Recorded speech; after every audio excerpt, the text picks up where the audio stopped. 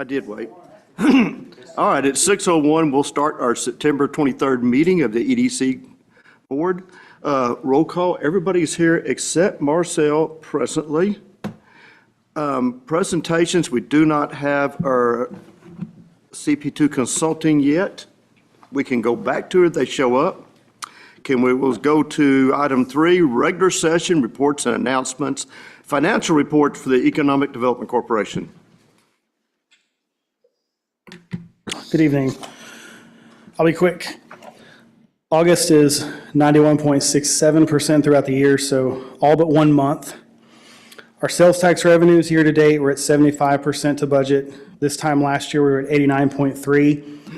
I still do believe we'll hit 100% of our budget on sales tax. Our rental fees for the shopping center at 93%. Last year we were at 97%. I believe that's really just a timing issue between when we collect fees versus when the due date is on the report, although that is tracking perfectly with the year. Our operations expenditures, it's 66.5%. Last year we're at 56%, so we're still well within our pace on operations. Our fund balance year to date, we have 725 days of reserve. This time last year we had 478. Any questions on this? Director Horton, just one quick question. On the rental fee collection for the shopping center, I know you said the percentages are close to what they were last year. The new percentage, though, is revised from a dollar amount based on Dollar General not paying, not an accurate statement? We were anticipating that, but we may be a little under budget. There's just a difference when timing on when we receive checks, because this is basically cash-based. So depending on when we receive our rent, even if there's a slight difference, like with the Dollar General space being open, we could still exceed or fall a little bit short on budget depending on when we received last year's. Okay. So we could be a month ahead or behind either way. Got it. Thank you.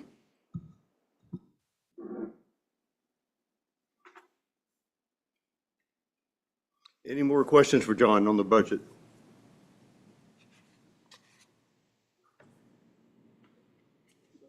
All right. Thank you, John. Thank you. Item B, consent agenda. EDC minutes, does anyone see a reason to discuss this on any, or remove it, or discuss it? I make a motion, we approve the consent agenda. A second? I'll second. All in favor? Unanimous, thank you. And we'll need to go into executive session, sir, correct?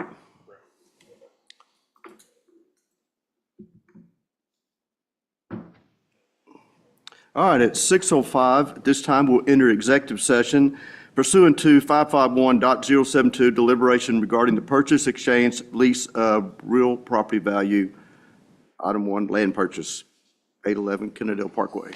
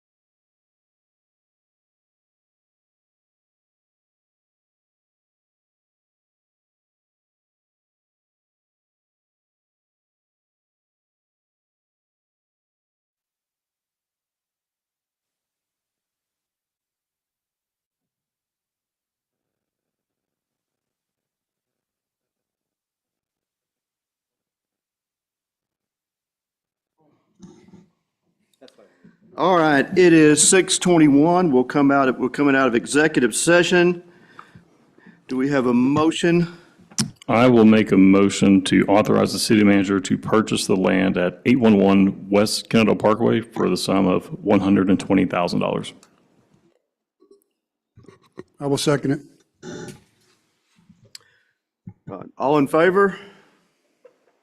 All opposed? All abstaining? One abstaining. Pass it, motion passes. Now, what we all been waiting for are CP2 consulting updates.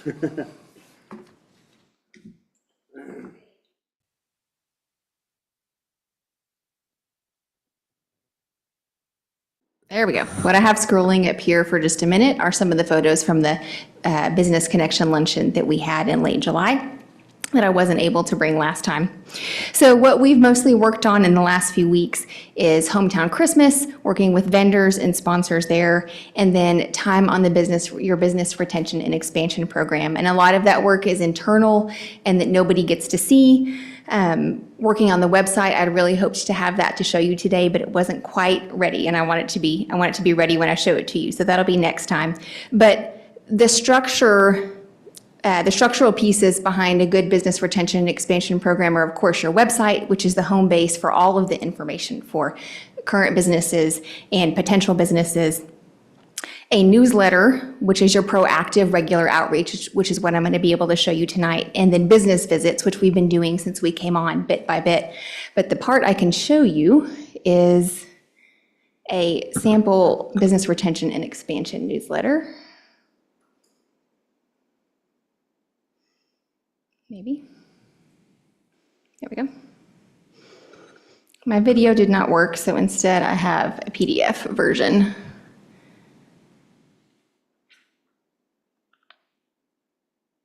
I can scroll in a little bit. So this would ideally be a monthly email newsletter. We've been compiling the list for this. You need a clean and comprehensive list, and our list is not yet comprehensive. We don't have an email address for every business in Kennedale, but we have, I think we're at about 40, representing 40 different businesses in Kennedale, which is a lot more than we started with. So the inaugural newsletter obviously would have a welcome, but Kennedale, the city of Kennedale has a fantastic community newsletter, but this would be different. It would be tightly focused on business resources and very clean and packed with useful, hyper-local and action-oriented information.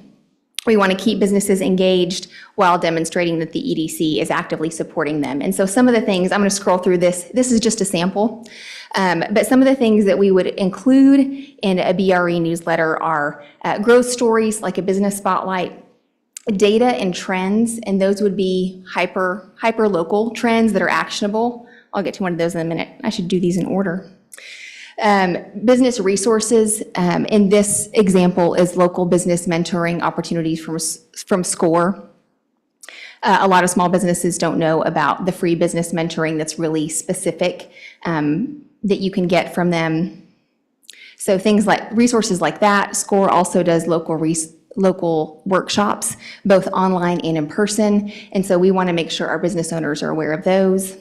Networking events, obviously specific here to the business community only. And then I mentioned local data and trends. This is just an example. It's an infographic taking local employment numbers and then drilling that down to what that means for small business and what the good news is, and then taking them to actionable items about programs that we can connect them with to help small businesses. In this case, it's talking about the tight regional labor market in all of DFW and why that means that retention and creative hiring strategies are important, and then providing them resources to help with that. But that's an example of local data and trends that we can provide.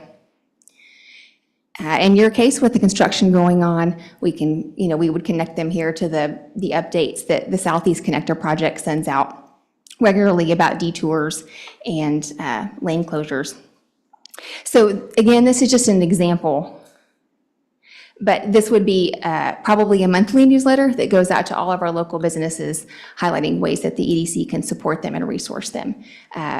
This would be the ongoing outreach, proactive outreach arm of a business retention and expansion program. That is what I have for you tonight. Any questions for me?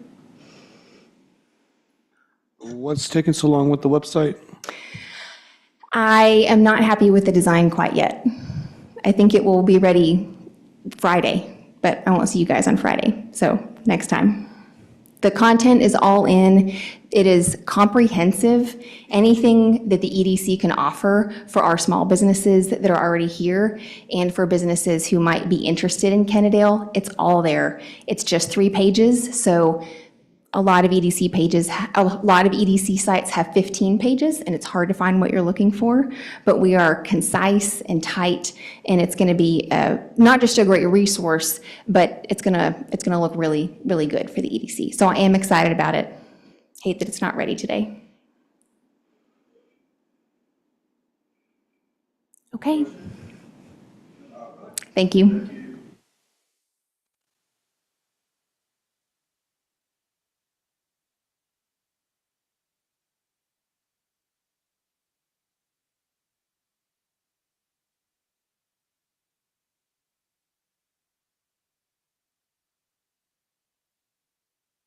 Motion to adjourn.